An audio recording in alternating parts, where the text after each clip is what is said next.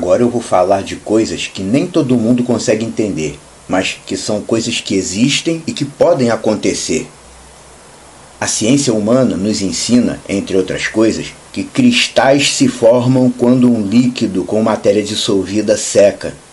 Por exemplo, quando a água salgada seca, formam-se cristais de sal. E aí nós vamos lá para Gênesis 19:26. A mulher de Ló, ao sair de Sodoma, ela olhou para trás para ver o que estava acontecendo.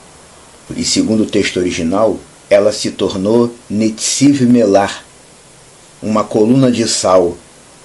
Aí tem gente que diz, isso não é possível. Isso é possível. Cientificamente, isso seria possível? Sim, seria possível. E eu te digo por quê. Pensa no seguinte, no momento em que Sodoma e Gomorra estavam sendo destruídos como? Yah enviou fogo e enxofre do céu.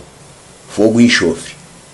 O enxofre queima com facilidade, e devido à grande massa de matéria lançada sobre a cidade, a onda de calor foi extremamente enorme.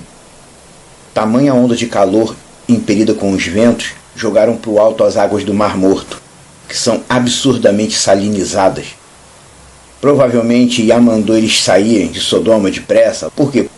Porque tudo aquilo junto, a temperatura, a pressão, os ventos poderosos jogando aquela água altamente salgada para cima, com aquela tempestade toda transtornando a cidade e a região, ele sabia que tipo de reação isso tudo poderia causar. Provavelmente a mulher de Ló foi atingida por uma grandiosa quantidade de sal do Mar Morto, que secou no alto em meio à tempestade e caiu sobre ela. Existe uma reação que se chama de superiônica, que é o que a gente cita aqui no início. Quando a água salgada seca, formam-se cristais de sal, e o Mar Morto é extremamente cheio de sal. E toda aquela tempestade de fogo e enxofre que Yah enviou transtornou a região, junto com ventos e jogando a água do Mar Morto para lá e para cá. O que a gente entende é que a pressão superiônica fez uma grande quantidade de sal secar no alto, enquanto as águas eram jogadas para lá e para cá, por causa daquela tempestade. E aquele sal, aquela água salgada que secou, formou cristais de sal que cobriram a mulher de Ló em meio à fuga. Cientificamente, a pressão superiônica é capaz de cristalizar a matéria a temperaturas e pressões altíssimas. Provavelmente a mulher de Ló foi atingida por uma imensa massa de sal proveniente justamente do Mar Morto. O enxofre queima de baixo para cima e produz dióxido de enxofre, que é extremamente nocivo ao ser humano.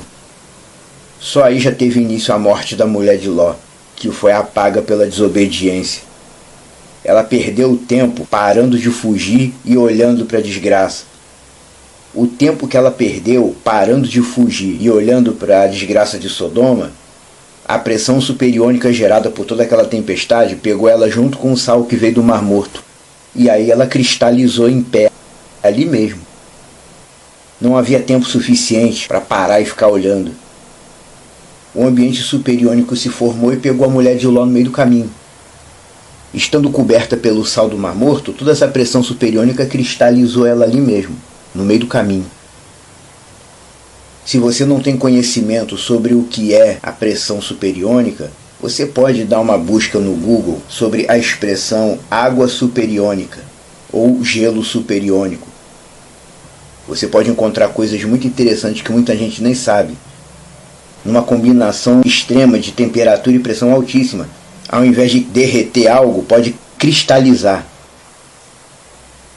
É preciso falar sobre essas coisas, porque Yah não faz mágica. Tudo que Yah faz tem lógica. As pessoas fazem piada com as coisas de Deus por falta de entendimento. Mas isso que aconteceu com a mulher de Ló, explicação científica tem.